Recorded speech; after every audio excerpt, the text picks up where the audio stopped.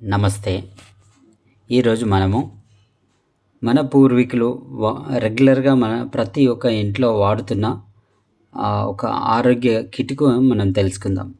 ఇది ఏంటంటే ప్రతి ఇంట్లో ప్రిపేర్ చేసుకునే ఒకటి కలి అని అంటారు దీన్ని. సో దీనికి కావాల్సిన ముఖ్య పదార్థాలు ఏంటి అని అంటే, ఒకటి మనం రెగ్యులర్గా వాడే రైస్, ఒకటి గంజి, ఇంకోటి ఒక కలికుండ. సో ఫస్ట్ మనం ఏం చేయాలనంటే, మనము రైస్ని తీసుకొని దాన్ని ఫస్ట్ వాటర్తో క్లీన్ చేసి అవి పారబోయాల. సెకండ్ టైం వాటర్ కడిగిన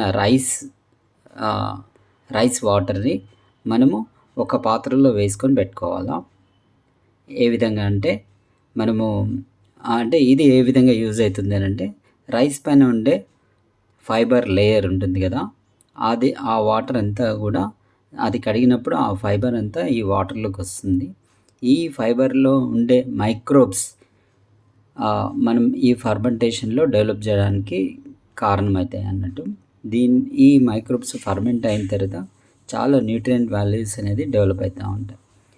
అలా మన పూర్వీకులు దీనిలో ఉండే ఫర్మెంటేషన్లో ఉండే న్యూట్రియంట్ వాల్యూని ఎక్స్ట్రాక్ట్ చేసుకొని వాళ్ళు హెల్దీ లైఫ్ని లీడ్ చేస్తూ ఉండే.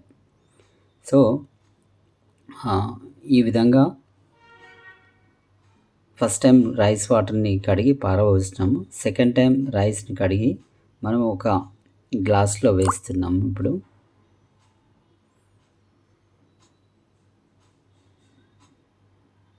సో ఇది చూస్తే వైటిష్ కలర్ ఉంది, లైట్ వైటిష్ కలర్. సో దీనికి డిఫరెన్స్ ఏంటంటే, ఇది సెకండ్ ఏమో గంజి ఉడకబెట్టిన తర్వాత మనకు ఎక్సెస్ వాటర్ వేసి తీసిన వాటర్ అన్నట్టు. ఇవి రెండింటిని మనము ఒక కలికుండలో వేసేయచ్చు. ఇదేంటంటే ఒక 2-3 డేస్కి మనకు ఫర్మెంటేషన్ ఎక్కువైపోయి మైక్రోబియల్ కల్చర్గా మారుతుంది.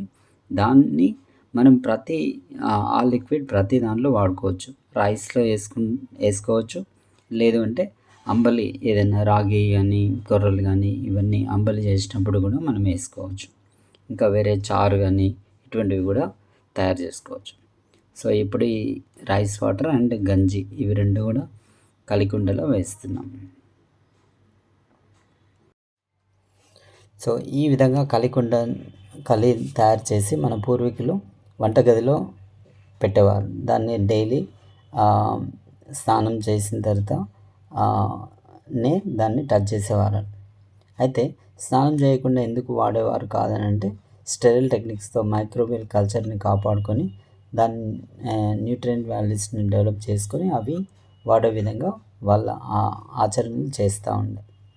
అయితే దీనిలో ఈ ఫర్మెంటెడ్ లిక్విడ్లో న్యూట్రియంట్స్ గురించి ఆలోచిస్తే, ఇది ఒక న్యూట్రియంట్స్ అంటే పోషకాల పుట్ట అని చెప్పుకోవచ్చు. దీనిలో ఏంటంటే ప్రతి ఒక్క వైటమిన్ కానీ, విటమిన్ సి కానీ, విటమిన్ B12 కానీ, ఐరన్, కాల్షియం ఇవి చాలా ఎక్కువ మోతాదులో దీనిలో ఉన్నాయి. అందుకని మన పూర్వీకులు 10 కాన్పులైనా కూడా రక్తహీనత అనేది ఎప్పుడు కూడా వాళ్ళు ఆ ప్రభావం చూడకపోతుండే.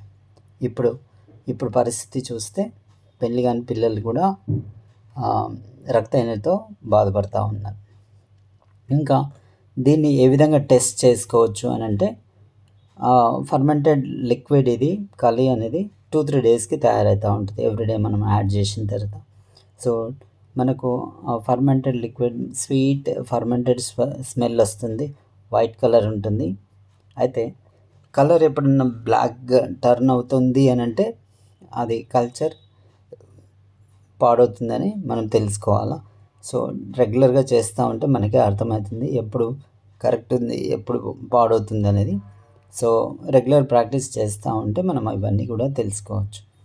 సో మళ్ళీ ఇది ఏంటంటే వీక్లీ వన్స్ మనం మొత్తం పారబోసేసి, లేదంటే చారు మాదిరిగా చేసుకొని మళ్ళీ తోడు కొంచెం పెట్టుకొని మళ్ళీ ఈ కలి అనేది తయారు చేసుకోవచ్చు.